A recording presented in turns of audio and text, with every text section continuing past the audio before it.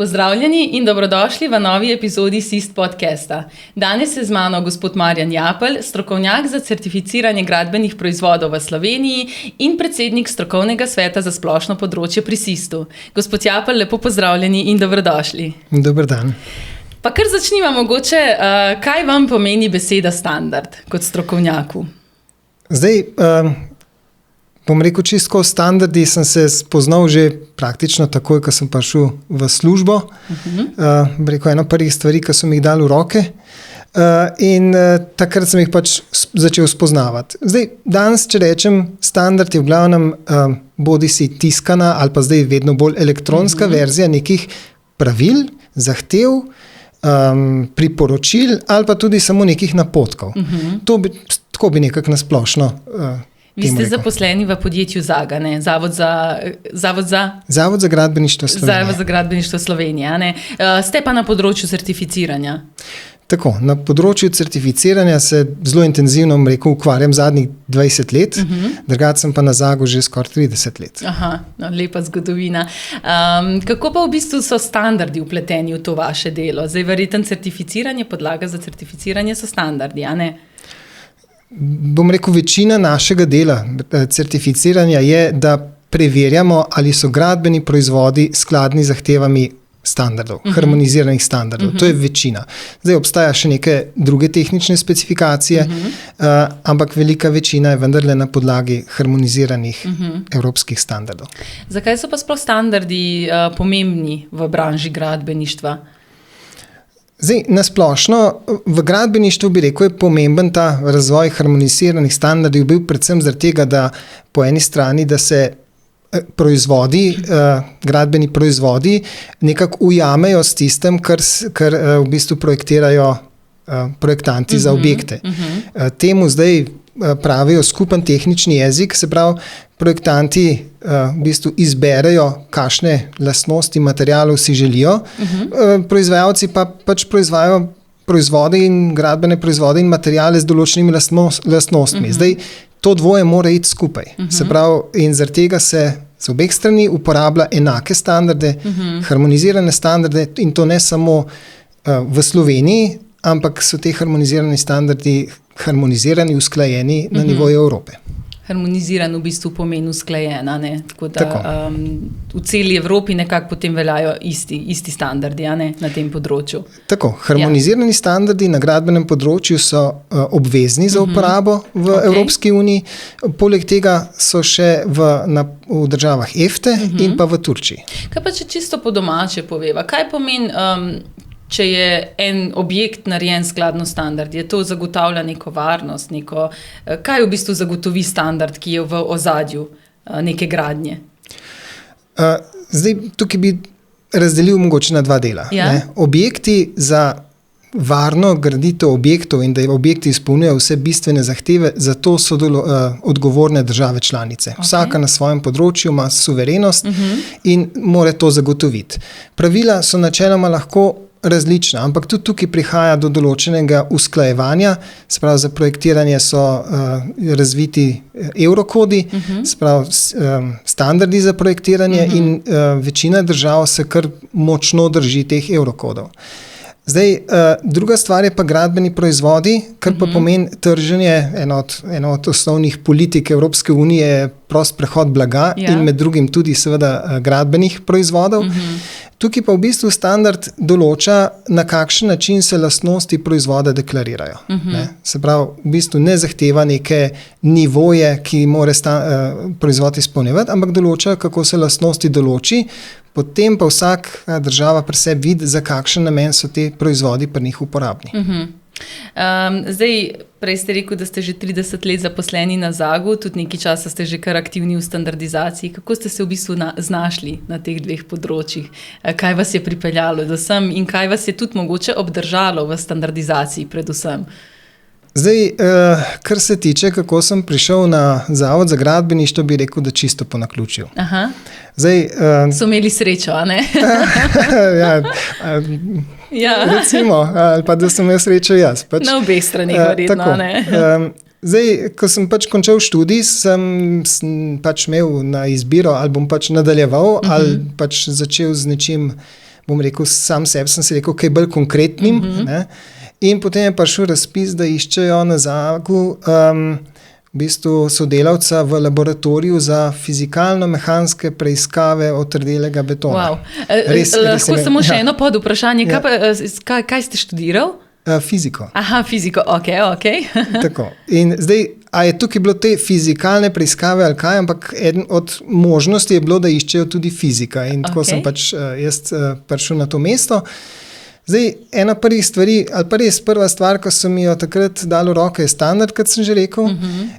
Bilo je pa to čist spet zopet po naključju, ker se je iskal, to je bilo obdobje, ko se prehajali starih jugoslovanskih standardov na nove evropske in takrat tudi še niso bili še dokončni standardi, ampak so bili predlogi.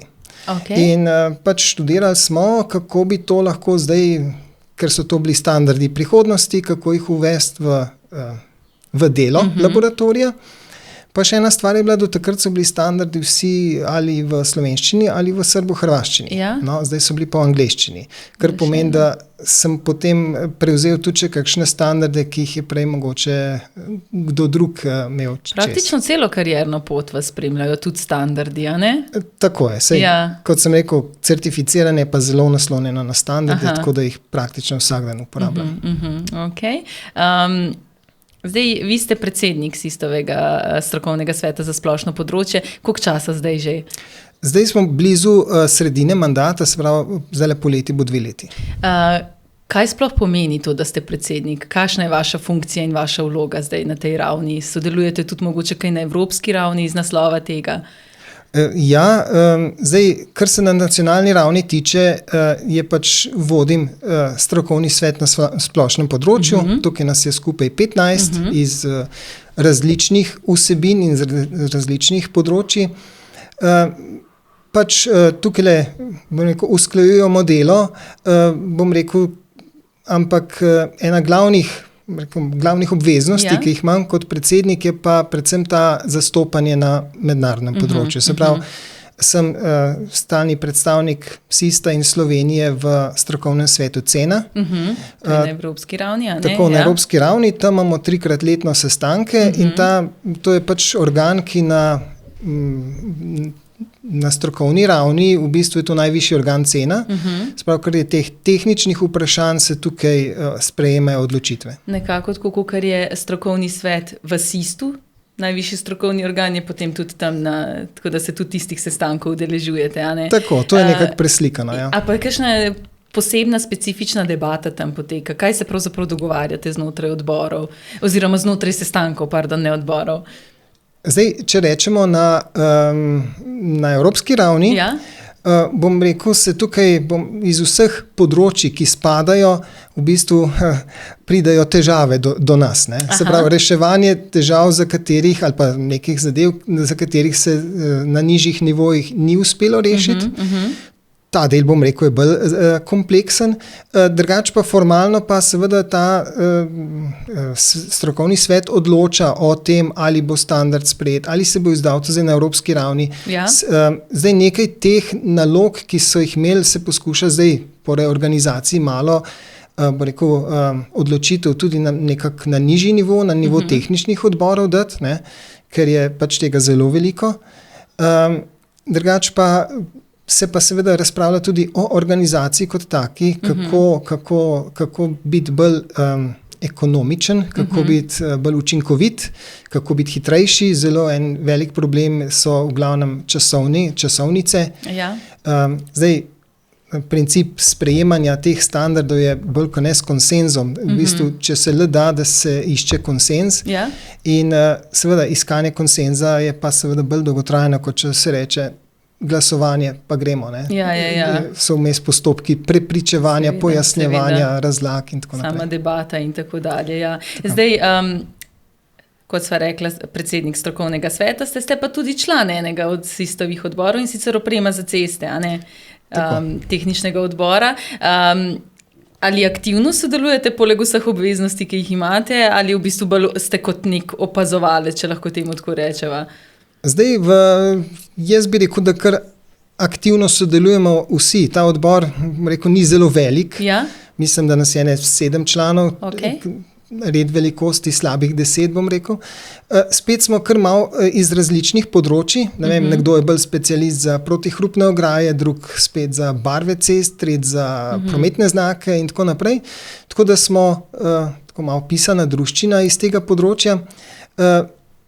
Seveda tukaj standardi, ki pridejo do nas, jih pregledamo, sprejemamo. Je pa res, da na tehničnih odborih SISTA v bistvu pridejo predlogi standardov že kar precej izdelani. Se pravi, v tistem trenutku, da bi neke fundamentalne spremembe želeli uvesti v ta standard, to ni ta pravi trenutek. V bistvu jih verjetno pridejo pač evropski standardi, ki jih že tisti strokovnjaki na tisti ravni tako dobro oblikujejo, da vi praktično pregledate in tako sprejmete, a ne? Ta tehnični odbor dobi te standarde v obravnavo, ko so že precej izdelani. Seveda je takrat možno še opozoriti, prebrati, se seznaniti, opozoriti na kakšne napake in tako naprej, da bi pa nekaj vnašali, nekaj novega, pa je pa to že prepozno.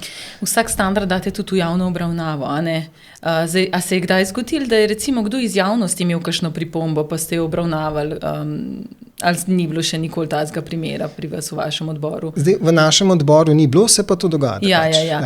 Zdaj, vi ste tudi član na evropski ravni isto tega odbora oprema za ceste, a ne? Tako, ja. V bistvu ste prek SISTA, ste se tudi aktivno vključili na evropski ravni. Kako pa tam poteka? Tam je vseeno več predstavnikov držav, je kaj drugače, kot recimo na nacionalni ravni? Bom rekel, je precej drugače, predvsem najprej že kar se tiče številčnosti. Ne? Ja.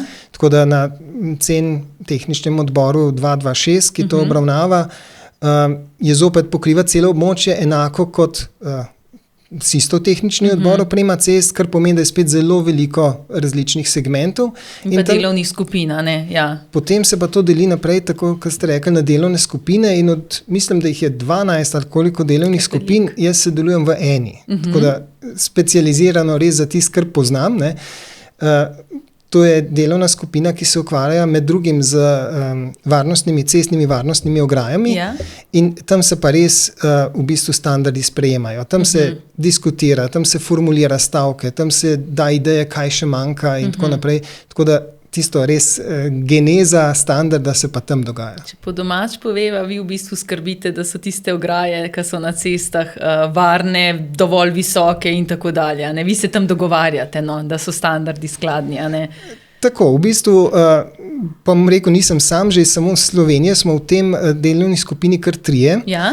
In bi rekel, da smo kar aktivni, vsi 3, tako da nismo samo opazovalci. Tako da so tudi eden od predlogov sprememb je bil strani kolega iz Slovenije dan, tako da moram reči, da smo kar aktivni. Ko sva se menila za ta podcast, ko sva se pogovarjala, kako bo zadeva potekala, ste omenili uredbo 305/2011. Če lahko mečkam več mogoče na to temo, to je uredba za gradbene proizvode, če se ne motim, a ne? Tako, to je uredba o gradbenih proizvodih, mi rečemo CPR. Po domače. Zdaj, uradno je pa to, tako kot ste rekli, 305/2011. Zdaj, ta uredba je, bom rekel, še vedno veljavna in po tej uredbi je večina gradbenih proizvodov ta trenutek na trgu. Vsi, v bistvu, tako bom rekel, vsi gradbeni proizvodi s C oznako so označeni na podlagi te uredbe. Zdaj, harmonizirani standardi, ki so objavljeni na podlagi te uredbe, njihova uporaba je v Evropski uniji, kot sem rekel, obvezna. Tako da na trg lahko pride samo taki proizvodi, ki izpolnjujejo te zahteve teh standardov. Poleg tega pokriva še proizvode, ki so dani na podlagi evropskih ocenjevalnih dokumentov, EAD. Te sprejema eno združenje EOTA, Evropsko združenje za tehnične ocene, in so v glavnem namenjene bolj zelo inovativnim proizvodom. Se pravi, tistim, kjer do standarda še ni prišlo, ker je teh proizvajalcev še premalo. Tak je bil osnovni namen, zdaj za kakšne proizvode se pa tudi uporablja to, čeprav so že tudi bolj masovni. Zdaj, novost, ki sva že glih pri uredbah, je konec lanskega leta je išla nova CPR. To je zdaj uredba 2024/3110. Še nova, nismo se še navadili tako na številke. Tako da zdaj pogovorno je bolj temu rečemo zdaj CPR 2024. Kaj pa pomeni kratica CPR? Construction Products Regulation. Se pravi, čist samo iz angleščine povzeto. No, ta uredba bo pa začela, bom rekel, se izvajati, veljati od začetka naslednjega leta, oziroma mislim, da je 8. januarja naslednje leto. Zdaj, veliko vprašanj zdaj dobivamo, kaj se bo spremenilo, in odgovor je v bistvu v prvem hipu nič. Te dve uredbe bosta paralelno med sabo živele do leta 2039. Se pravi, tudi vsi proizvodi, ki so že na trgu po stari uredbi, za njih bo nič ne bo ostalo, mislim, nič se ne bo spremenilo, vse bo ostalo tako, kot je zaenkrat. Tako je. Ne bo potrebe, da se jih umika, da se na novo naredi ali karkoli. Ne, vse bo ostalo čist nespremenjeno. Nova uredba se bo, v praksi začela uvajati v življenje, ko bodo prišli novi standardi. Z novimi standardi, ko se bo izdelal novi standard po novi uredbi, bo z nekim prehodnim obdobjem za tiste proizvode se zgodil prehod na novo uredbo, na nov standard, na nova pravila. Tako da po koščkih 1 za 1 in 15 let skoraj. Step, ja. Kakšne pa recimo spremembe zdaj prinaša ta uredba? Na katerih področjih bo največ sprememb? Zdaj, glavna sprememba, ki bi rekel, da jo prinaša, je to, da je za vsak proizvod predvideno, da se bojo deklarirali okoljski parametri proizvodov vseh. In to je, to je velika sprememba. Kako se bo točno uvajalo, v bistvu še ne vemo, ker se marsikje te standardi, detaljni standardi glede tega šele izdelujejo. Še v postopku, a ne? Ja, moja ocena sicer je, da prvo področje, kjer bojo to v resnici uvedli, da bo to na področju cementov. Sicer po prioritetni lestvici niso glih prvi, so pa najbolj aktivni, tako da domnevam, da bojo prehiteli svoje konkurente in da bo to tisto prvo področje. Prej ste omenili malo tole certificiranje CE, pa mogoče, da bojo naši poslušalci in gledalci bolje razumeli, kaj pravzaprav sploh pomeni ta oznaka CE. Vidimo jo vse povsod, velikrat pa sploh ne vemo, kaj pomeni. Pa mogoče na področju gradbenih proizvodov. Kaj pomeni, če je gradbeni proizvod označen z oznako CE? Zdaj, pri gradbenih proizvodih je ta zadeva v resnici malo drugačna kot pri vseh drugih. Vedno smo radi povemo, da smo nekaj posebnega. No, pa se tudi konec posebno področje, ki zahteva veliko tudi angažiranosti, pa tudi strokovnega znanja konec koncev. Ja, v bistvu to, da smo posebni, ima nek razlog, ne? Ker ta CE oznaka v osnovi je pomenila ali pa je zamišljena, da pomeni, da je proizvod varen. Ja. Zdaj, pri gradbenih proizvodih, bom rekel, ta varnost samega proizvoda ni toliko problem. Problem je, da mora biti objekt, v katerega se to vgradi, varen. Da mora v bistvu izpolnjevati več pogojev, ki so pač tudi našteti, vse te bistvene zahteve za objekte morajo biti izpolnjeni, in kar proizvod prispeva k temu, mora biti seveda spet tudi izpolnjeno, ne. Tako da pri gradbenih proizvodih v bistvu CE oznaka pomeni, da je ta proizvod, da so njegove lastnosti, ki so del te oznake, da so deklarirane na način, kot je v harmonizirani specifikaciji predvideno. To bi bilo na kratko povedano. Številke, ki so tam, ki so deklarirane, so v resnici dobljene na način, kot je zamišljeno. Harmonizirane specifikacije, harmonizirani standard, ali so tudi različni zadevi? Harmonizirane specifikacije je malo širši pojem. To so harmonizirani standardi pa evropski ocenjevalni dokumenti. Te dva tipa obstajata. A pa v gradbeništvu verjetno obstajajo tudi drugi standardi, ne samo harmonizirani, a ne? So tudi pač drugi standardi, ki se sprejmejo znotraj odborov. Seveda. Zdaj, ena stvar je že to, da te harmonizirani standardi so, mi ponavadi rečemo, produktni standardi. Not so naštete zahteve za določene proizvode. Te standardi se sklicujejo in uporabljajo cel kup drugih standardov, recimo testnih standardov, računskih standardov, se pravi nekih podpornih standardov, ki so nujni, da ta zadeva deluje. Harmonizirani so samo pač tele produktni, ki so objavljeni v uradnem listu in ki so podlaga za trženje teh proizvodov. Kako pa potem poteka nadzor nad spoštovanjem standardov v praksi, teh harmoniziranih standardov v praksi? A obstaja kakšen organ, ki izvaja nadzor, ali kako se v bistvu to potem preverja? Obstaja. Že v sami uredbi so predvideni organi za nadzor trga. Pri nas je to tržna inšpekcija, večinoma, delno tudi, mislim, da je urad za kemikalije. Ja. Zdaj, kako bo po ta novem, niti še ne vemo, ker po novi uredbi je v tem prehodnem obdobju do januarja je pač mora vsaka država članica imenovati, kdo bo imel kakšno funkcijo v sami državi.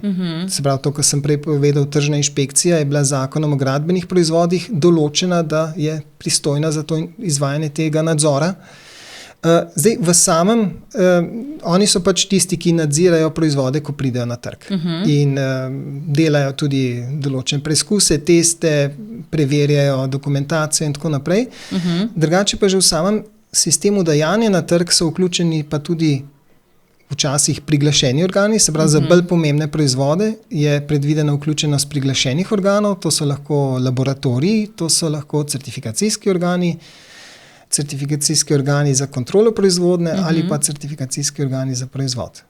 Teh sistemov je več in po novem jih bo še več. Pa preverjajo samo proizvajalce ali tudi potem izvajalce?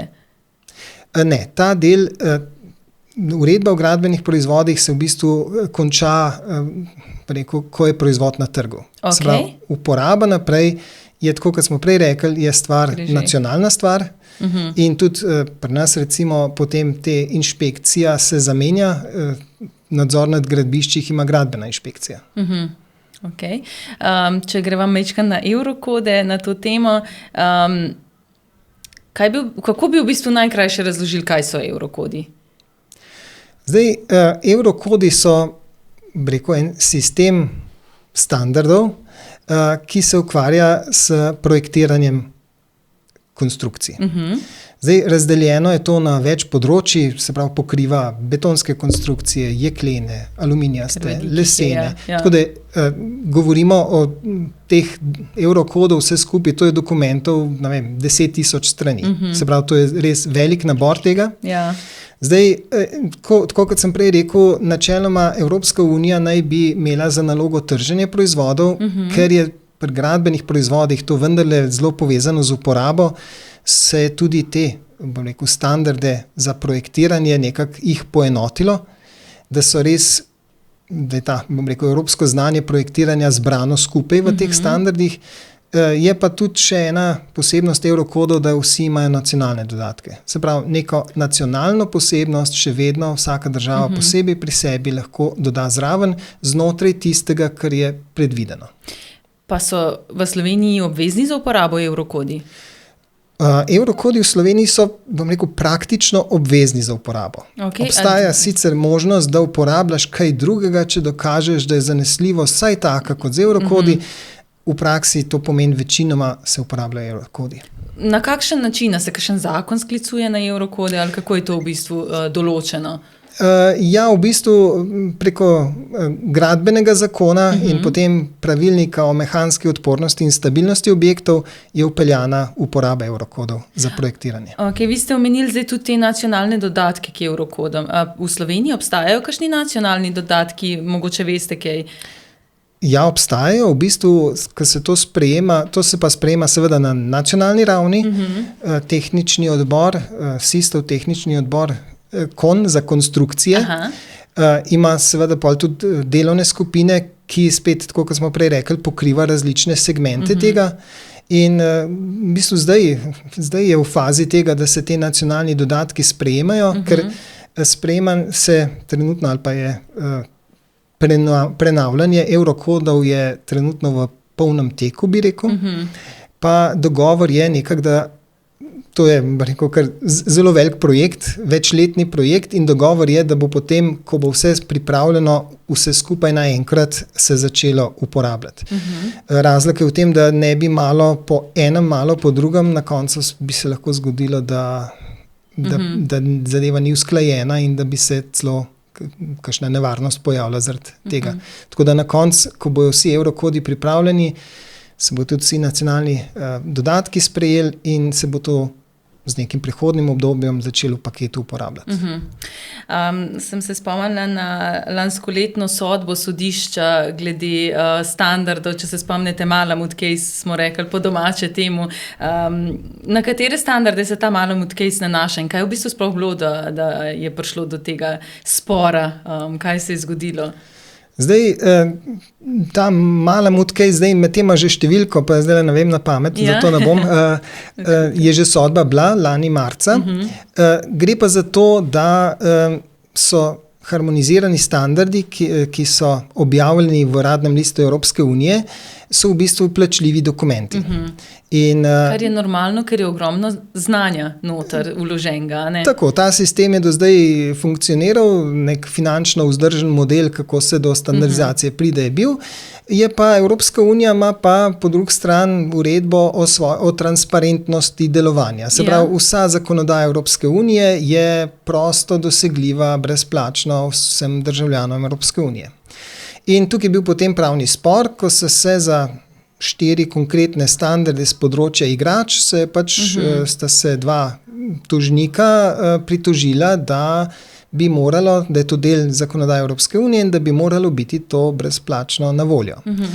In potem je ta spor nekaj časa trajal in na koncu je bilo določeno sodba sodišča, da so nekateri harmonizirani standardi pod določenimi pogoji morajo zagotoviti brezplačen dostop oziroma vpogled v vsebino teh standardov. In to se sedaj izvaja, zdaj ta nabor se glede na želje in potrebe in vloge nad komisijo širi. Komisija se je odločila, da naloge, kako pridajo ljudje do standardov, da to nalogo preda nacionalnim standardizacijskim hišam, se pravi v Sloveniji SISTU. Zdaj, finančno pa te kompenzacije nekako niso dorečene. Sodišče se o tem ni izreklo. So kar malo pozabili na ta del. In zdaj ta zadeva je že tako prinesla nekaj, zatikanja pri sprejemanju novih standardov, ker če se zadeva načne, se lahko tudi poruši. Zdaj, to je ena stvar, druga stvar je pa to, da so te standardi... To ste čisto gradbeniško povedal, če se zadeva načne, se lahko tudi poruši, se vidi, s katerega foha ste. Ja, verjetno res,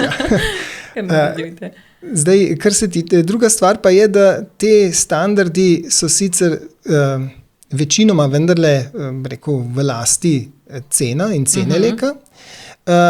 Vedno več je pa tudi takih, ki so v bistvu samo privzeti mednarodni standardi in tam pa v bistvu, tam pa sploh še ni prišlo do dogovora, kako pa v teh primerih.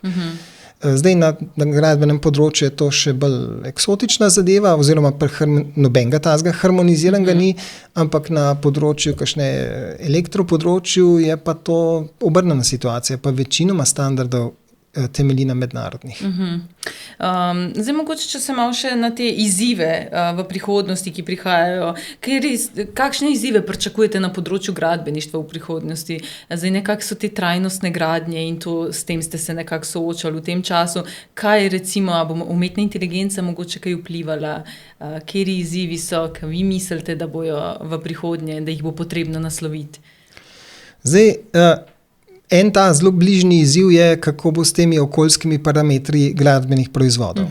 Zdaj, ideja seveda je, da te parametri bojo vhodni parametri za BIM model, za stavbe, za ocenjevanje trajnostnosti stavb. Če hočete imeti cel sistem postavljen, je treba imeti tudi za vsak košček, vsak gradnik te parametre določene. To mislim, da bo kar velik izziv. ki nas čaka, rekel, v bližnji prihodnosti. Drugače, nove stvari, ki so tudi, ne vem, 3D tisk, recimo, v svetu gradbeništva. V svetu gradbeništva je zdaj 3D tisk, nov način v bistvu proizvodnje in to, bom rekel, iz raznih materialov, bodi si, da je to plastika, kovina, beton, na vseh teh področjih gre ta razvoj hitro naprej in standardi bodo mogli slediti. No, kako pa mislite, da standardi lahko podprejo to celotno zadevo? So standardi ta prav odgovor na vse te izzive oziroma vsaj pomoč pri pripravljanju odgovora, če lahko temu tako rečeva?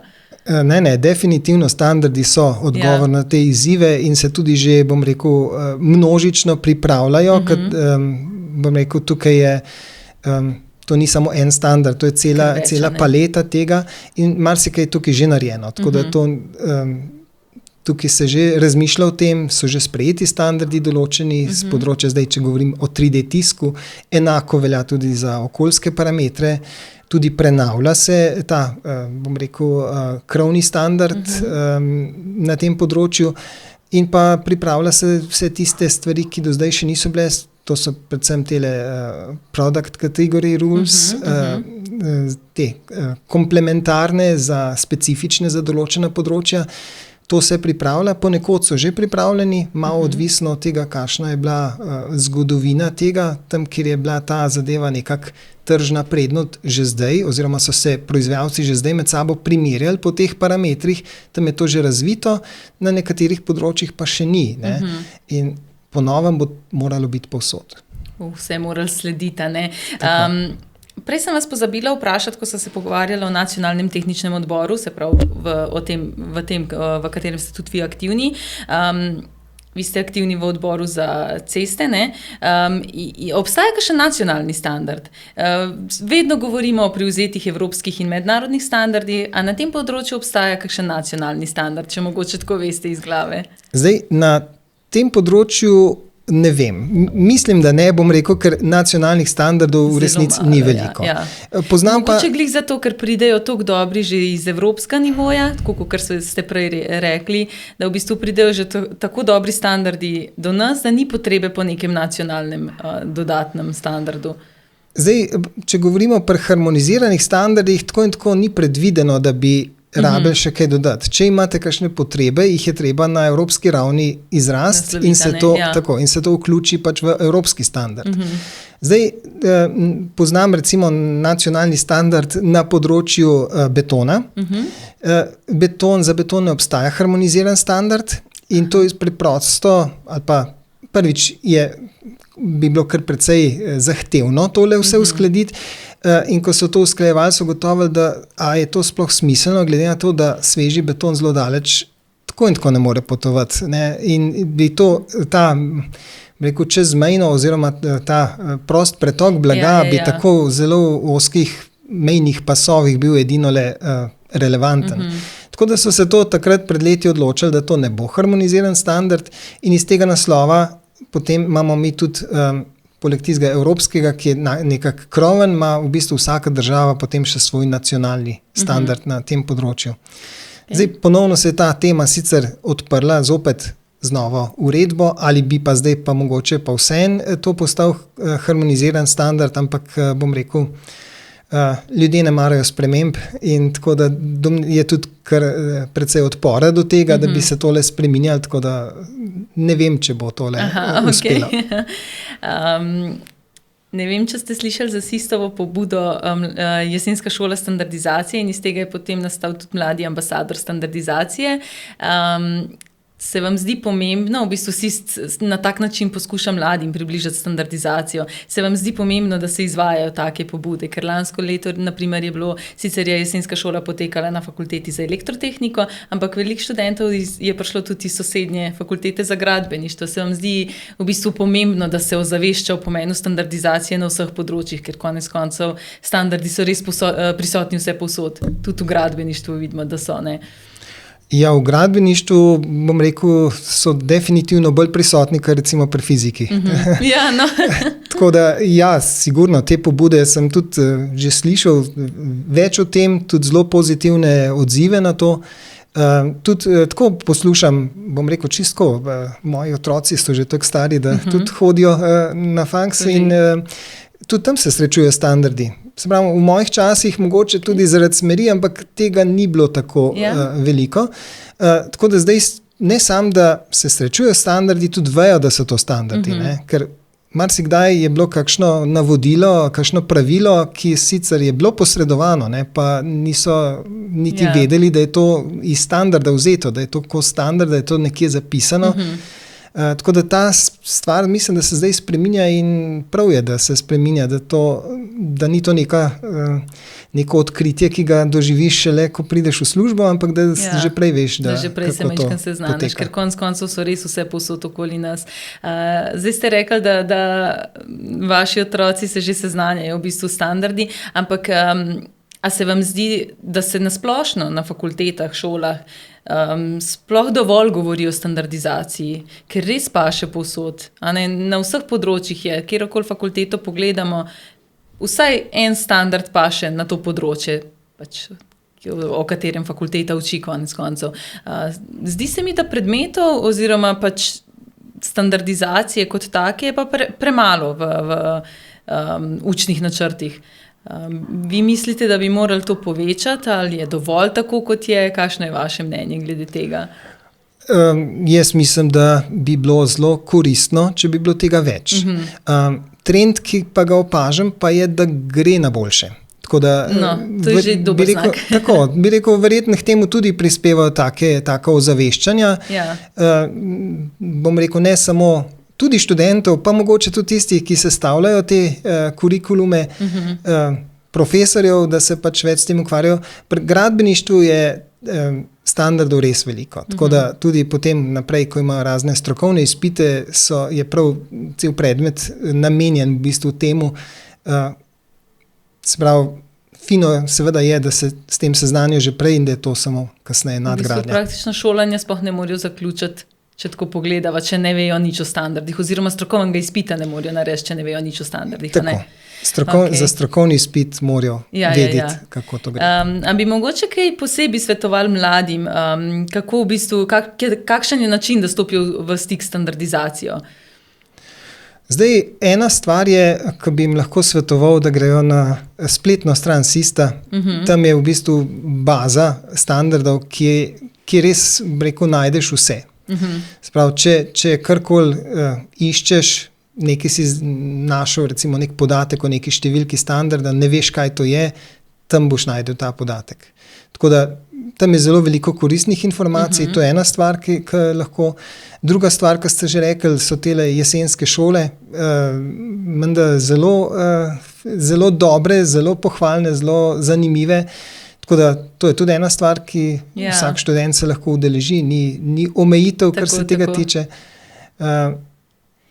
Predvsem pa, da se zavejo, da stvari, ki so okoli njih, da v resnici obstaja za vsako stvar, ki jo nekdo trdi, recimo, če nekdo reče, da je standardna izvedba, da to je v resnici zadaj nek dokument, nek zapis, kako, se pravi, nekaj napisanega, da to ni samo neko ustno izročilo, da obstaja zadaj nekaj, na kar res lahko zaneseš, pogledaš, tudi preveriš, če kdaj rabiš, ker v glavnem za standarde potem, ali pa bolj se z njimi, laična javnost ukvarja takrat, kadar gre kaj narobe.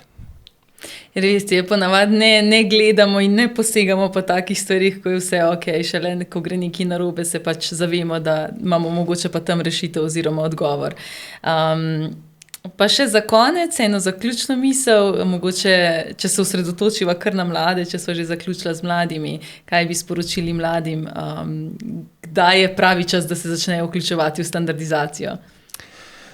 Zdaj, jaz bi nekako rekel tako. Ko ponovadi mladi, ko bojo prišli na delovno mesto, najkasneje takrat se bojo srečali standardi. Mogoče niti ne s tistimi, ki danes v bistvu,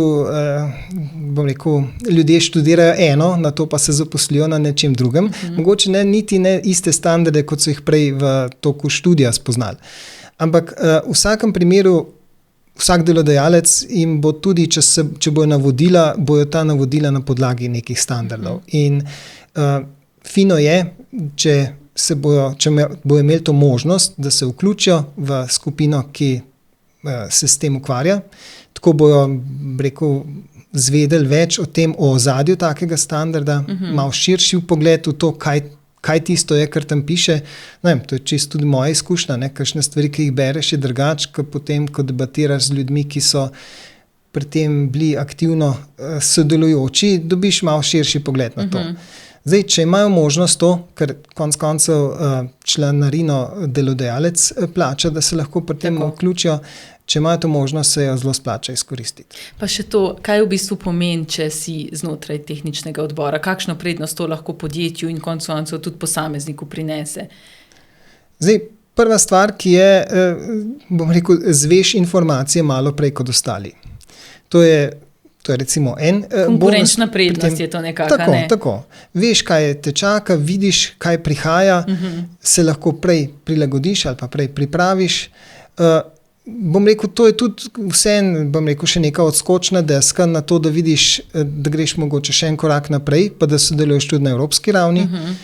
Tako kot sem prej omenil, je to, rekel, še en korak prej, še en korak globje in tudi možnost nekega večjega soustvarjanja tega, kam gre trend. Predvsem za podjetja, ki so nekako med vodilnimi na svojem področju, je to praktično obvezno. Gospod Japelj, najlepša hvala za udeležbo in hvala za vse odgovore. Hvala vam za povabilo.